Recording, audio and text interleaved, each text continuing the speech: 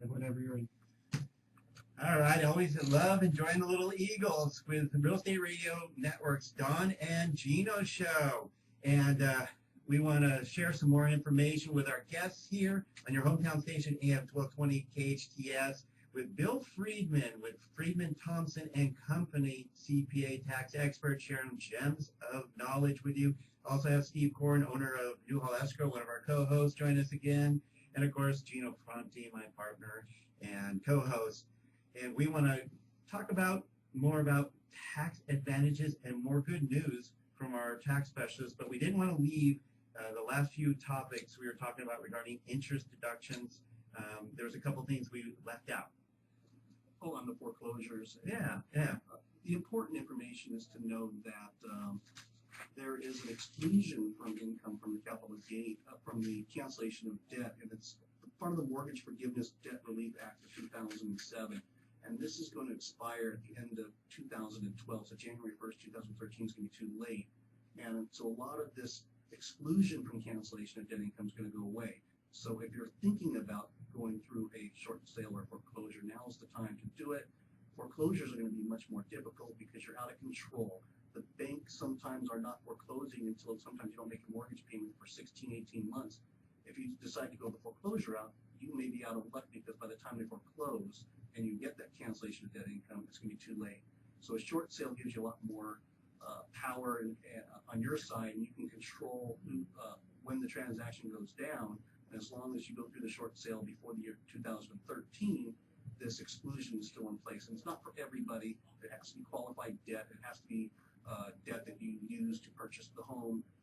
Just a real quick instance of when it's not qualified is when you pull money out and used it for personal purposes. There are some other hurdles you can go through. Even if you do have this other type of debt that doesn't qualify for that exclusion, there's other exclusions like bankruptcy and insolvency, which allows you to exclude that income. It also allows you to get back to the mortgage market faster. Exactly. For sure, which is a key in this short strategy. sale versus a foreclosure. Yeah, because the strategy right now is, well, rates are down, the values are down. You want to get back to the real estate market sooner than later so you can take advantage of an opportunity to buy. Correct. Well, we've had numerous conversations regarding that topic, and this is just one more advantage to why use a short sale as a tool rather than a foreclosure as a negative, as a negative thing. If you know you need to make the decision, then the short sale will most likely be the best route to take. And morally, it has some good advantages too. You actually work with the bank instead of walking away and saying, "Here it is," and you deal with it. Right. Deal with my problem now. And like I mentioned, just a little bit ago, it's not your fault. It's not that you're choosing to do this. Maybe it's the economy or the values have chosen it for you, Exactly. and you need to take action as opposed to just sitting there hoping, and not taking action is basically making a decision. You're making a decision not to take action, which can be a very poor decision. There's a reason the government's giving this exclusion from income. Yeah, they wouldn't absolutely. give it to us if they thought it was the wrong thing to do. That's right. a good point. Good That's point. a very good point. Yeah. One of the things I wanted to kind of quantify that, there's many people that I know that are, let's just, for argument's sake, say $300,000 upside down on their home. It's not an outrageous number. It is a real number that we see in Santa Clarita. And what I wanted to point out is that it might take approximately, if you do a short sale, approximately 3 years to get back into the marketplace. So technically speaking, in one way of looking at it, you could possibly save $300,000 in a 3-year span. That's like giving yourself a $100,000 a year raise. That's correct. Yeah, I mean, that's give yourself a raise with a short sale. I love it. There you go. I like that. I like that. We wanted to get on And not pay taxes on it. Yeah, no doubt about it. That's a key. Capital gains. That's something we're going to talk about. Absolutely. We didn't want to miss that subject because it's key. Sure. And I know Bill Freidman with Friedman, Thompson and Company, CPA, your local CPA and tax experts here to help. And he's going to give us some more gems and good information. See, you're the good guy. You're the good news guy today. Glad to be the good news guy finally. Most people For once in your life. most people compare me to the dentist during tax time, Yeah, but I like to be able to be the good guy once in a while. And capital gains exclusion on the sale of your principal residence is one of those areas of the tax code that is really good news for taxpayers. And a lot of people don't know this, but as long as you've owned and lived in your home for 2 years, you can exclude the gain on the sale of your home for up to $500,000 if you're married, $250,000 if you're single.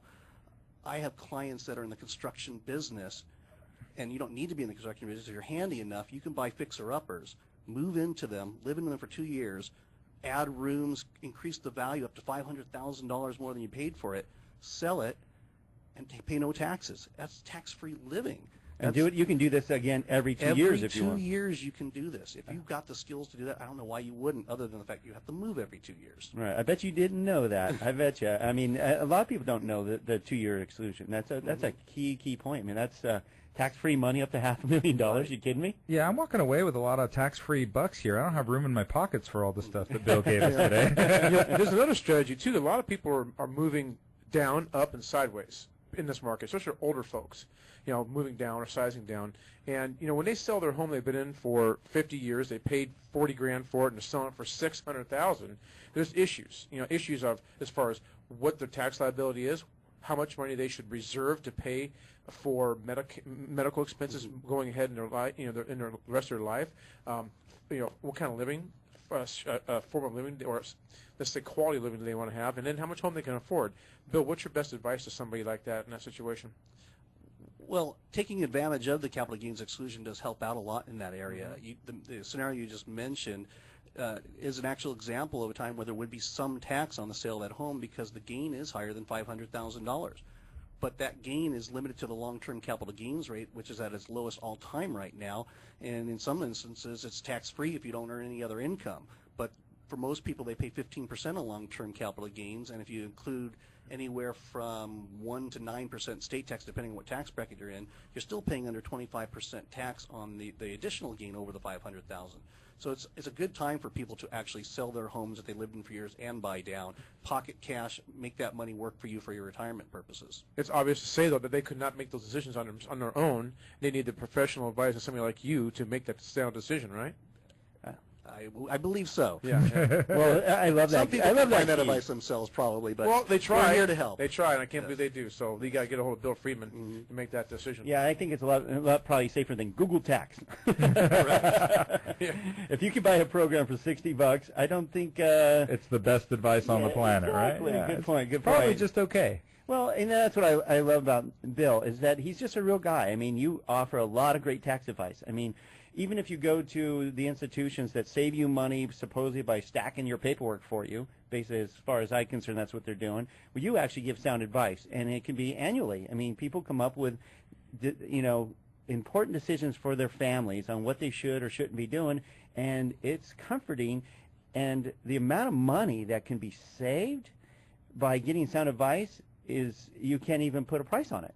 I mean, don't you agree? I mean, you're so good about always giving advice to your clients that, like you said earlier, that become friends of yours. I agree, and many of my clients meet with me on a monthly basis to get tax sound advice, or sound tax advice, I'm sorry. But part of my motto is I don't want to charge you if I'm going to charge you more than the savings I'm going to give you for the advice I give you. Wow, that was big, see? I heard that he was saying that he's not going to charge you more than what he saves you. I love that. How many people can say they I can do lose a lot that? of clients if I charge them more than they're going to save in taxes from our meeting. So So profit with Bill Freidman.